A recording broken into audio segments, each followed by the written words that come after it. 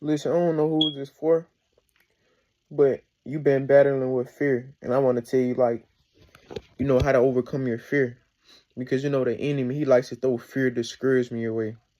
Like when you're praying, all of a sudden you start reading your word, you start getting these random thoughts.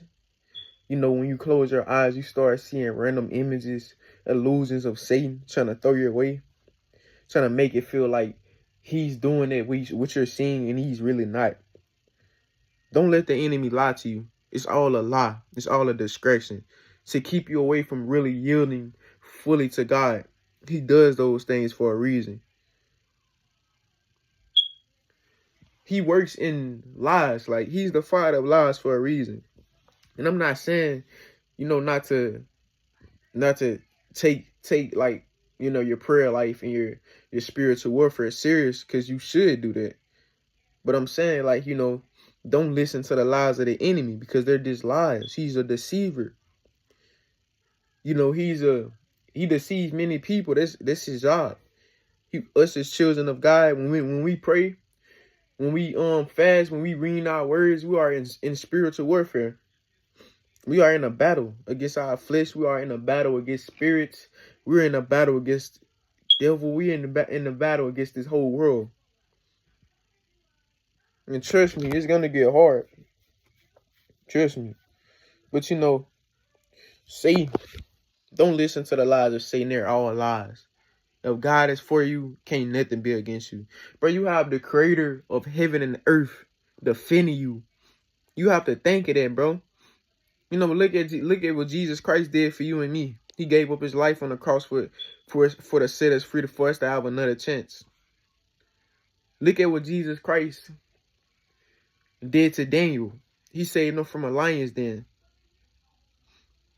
It's many people in the Bible that God saved, set free from a lion's den. What God expects from us to have faith, even a small little bit of faith, even small as a mustard seed. He expects faith like that. Just from you having a small faith of a mustard seed, you can move mountains.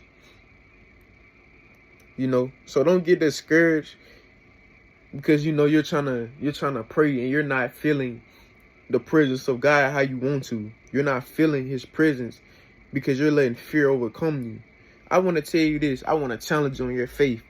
Go out and you pray to God. Focus on God. Don't focus on it. Focus on God. Don't focus on your weaknesses. Because that's what the enemy does. He know you're fearful. He know you're afraid. He know the things that keep you away from God. He knows you those things. So, he's going to do those type of things until you overcome it. But God says in his word, resist the devil and he will flee from you. Trust me, this can be anywhere you at, outside, spreading the gospel, praying, anywhere. He's going to flee from you because he's defeated. Satan cannot be at multiple places at one time. He only has to be at one place at one time. He doesn't have the power that God has. That's why you should trust in God. Because God says, I will never leave you nor forsake you. He is omnipresent. He is everywhere at the same time.